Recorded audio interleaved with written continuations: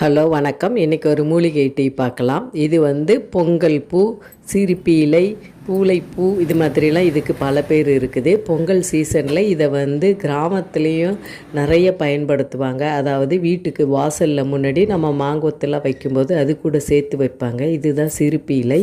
இதை எப்படி நம்ம கஷாயம் போட்டு குடிக்கலான்னு பார்க்கலாம். இது பித்தப்பையில் இருக்கிற கற்களையும் கிட்னிக்கில் இருக்கிற கல்லையுமே கரைச்சிரும். ஒரு பங்கு தண்ணி வச்சு அது பாதி அளவாக, அதாவது ஒரு கிளாஸ்னால் பாதி அரை கிளாஸாக ஆகிற அளவுக்கு கொதிக்க வச்சு வடிகட்டி குடிக்கணும். இது கசப்புத்தன்மை இல்லாமல் நல்லாயிருக்கும். இதை நம்ம பால் கூடயும் சேர்த்து டீயாக குடிக்கலாம். ஒரு கைப்பிடி அளவு பூவை பாலில் போட்டு கொதிக்க வச்சு நாட்டு சர்க்கரை கலந்து குடித்தா சுவையாக இருக்கும். இது மாதிரி மருத்துவ குணம் நிறைந்த இந்த சிரிப்பி இலை பூவை நம்ம சீசன் டைமில் பயன்படுத்திக்கணும். இது இந்த 3-4 மாதம் நவம்பர்லேருந்து பிப்ரவரி வரைக்கும் கிட்டத்தட்ட கிடைக்கும். பயன்படுத்தி பயனடையலாம். நன்றி, வணக்கம்.